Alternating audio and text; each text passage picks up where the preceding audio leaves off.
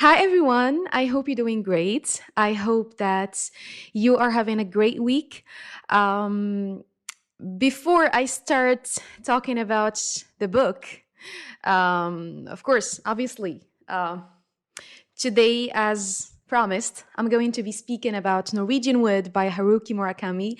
But before we get into this, um, I am filming this video on the 14th of February, which is Valentine's Day. Although I don't celebrate Valentine, but I am just seizing this opportunity to thank you all, guys, for all the love you have showered me with, and all the messages, all the feedback that I have received, especially after I posted my latest video. If you haven't watched it yet, I'm going to be leaving the link on my description box. Or maybe you can just wait until the end of the video and it's going to pop up on your screen.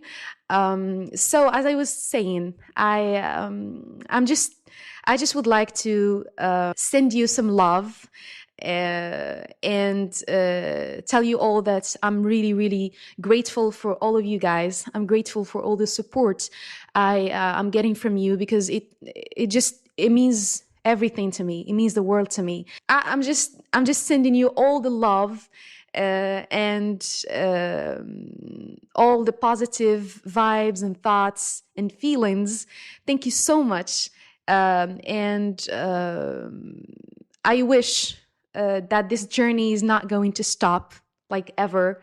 I would love to stay here forever. I would love to keep on doing this because it's just amazing. Yeah.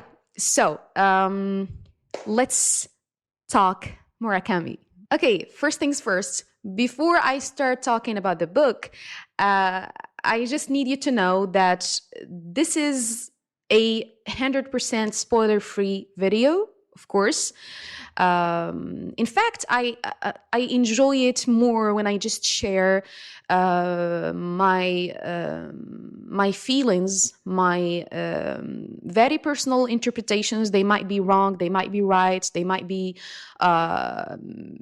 they maybe don't have even any sense, but I just enjoy and love sharing what I did feel and go through while reading a certain book. So what I'm gonna do in this video is that, as you can see, and as I told you in the last video, that this is a book that I couldn't help annotating.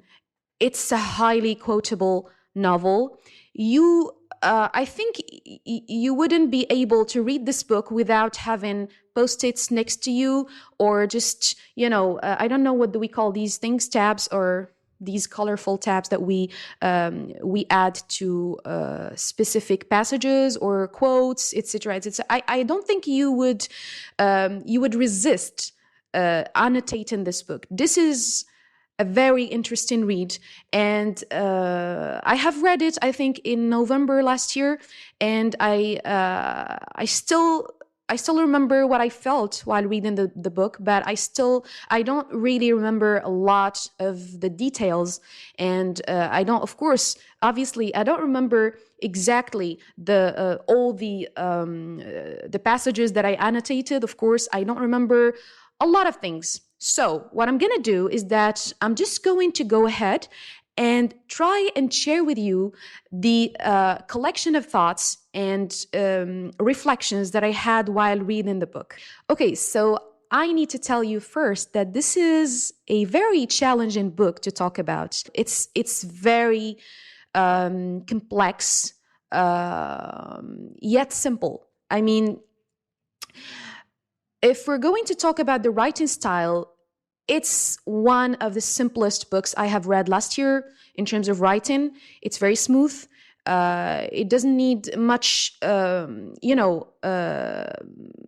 needs no efforts whatsoever to understand what is the writer trying to say. It's very simply written. So if you even feel like you don't feel comfortable reading books that are so so challenging to understand in terms of language.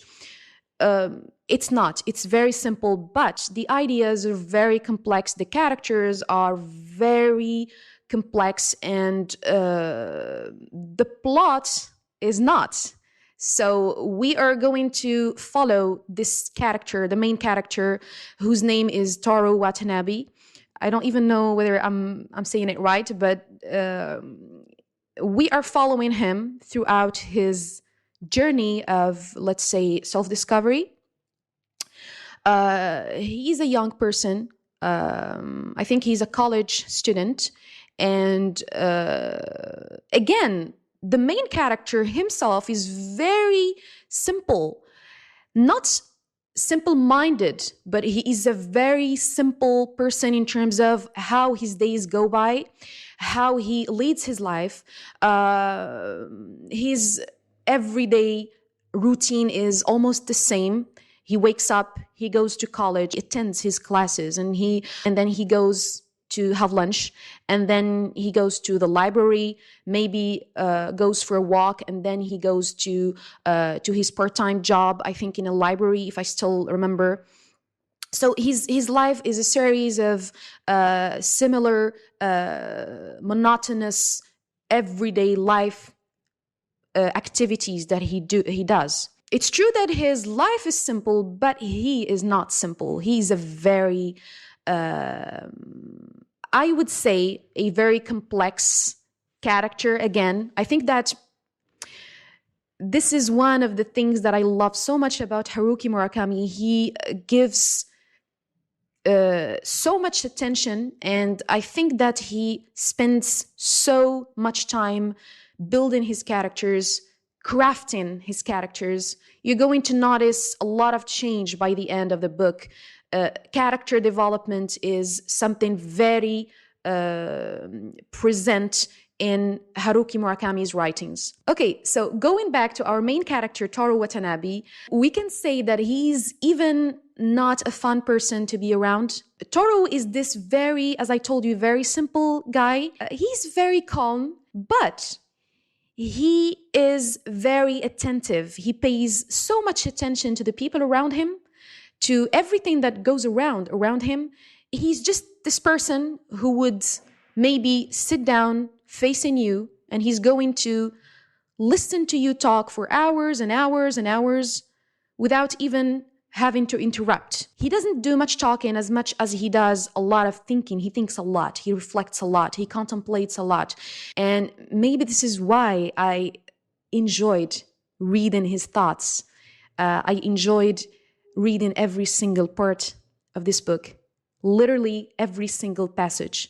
Okay, before I go ahead and talk more about other ideas that I had while reading the book, I just need to share with you two disclaimers. The first one is that I wouldn't advise someone, or I wouldn't recommend this book to someone who has kind of suicidal thoughts, maybe, because suicide is a persistent theme in this novel. The second disclaimer is that actually this book contains some graphic sexual scenes. So if you're not comfortable reading those kind of passages, then maybe you would want to skip this book. Yeah. Other than that, and again, this is something that I found on my notes. This is the kind of book that I would read in fall, because it feels cozy. At least it felt cozy to me. And it's also the kind of book that you would enjoy reading, even though you know that, or you have this feeling that there is not going to be any kind of cliffhanger coming up.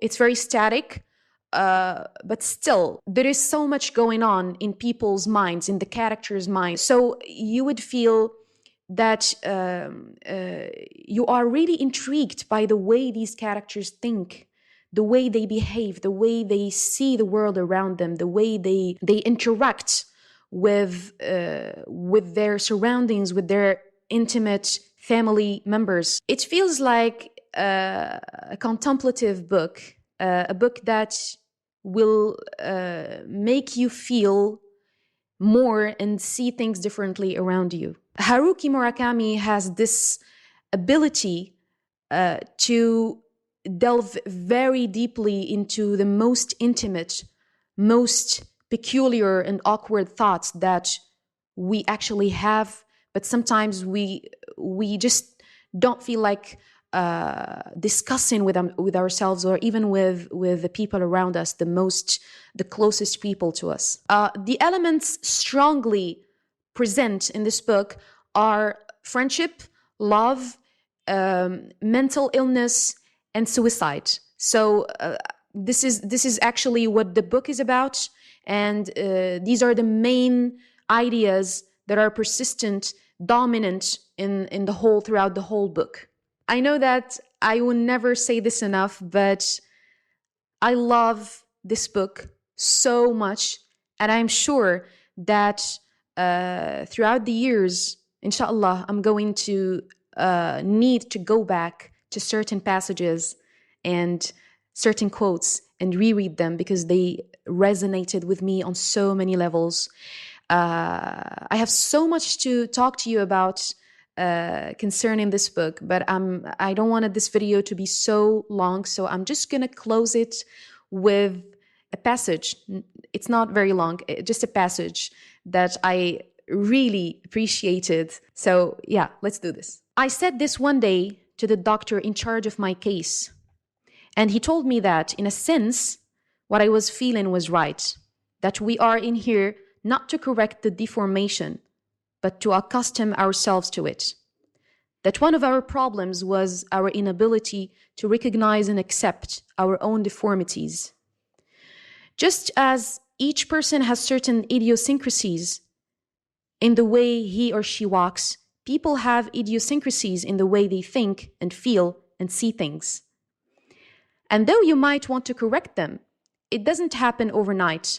And if you try to force the issue in one case, something else might go funny. He gave me a very simplified explanation, of course, and it's just one small part of the problems we have. But I think I understand what he was trying to say. It may well be that we can never fully adapt to our own deformities, unable to find a place inside ourselves for the very real pain and suffering that these deformities cause. We come here to get away from such things. As long as we are here, we can get by without hurting others or being hurt by them, because we know that we are deformed. That's what distinguishes us from the outside world. Most people go about their lives, they're unconscious of their deformities, while in this little world of ours, the deformities themselves are a precondition. Just as Indians wear feathers on their heads to show which tribes they belong to, we wear our deformities in the open, and we live quietly so as not to hurt one another. This is how beautiful this book is, and this is how simple the writing is. I just wanted to give you this idea about what to expect while reading it. I hope this video was a bit helpful for those of you who are looking forward to reading this book in particular, or maybe other books by Haruki Murakami. I am personally intrigued, and I would like to read all of his books. So yeah, this brings me to the end of the video. I really enjoyed sharing these thoughts with you guys. I hope you enjoyed listening to them, and thank you so much again for your time. I'm sending you a lot of happy thoughts, positive thoughts, and thank you so much again. See you in my next video. Bye.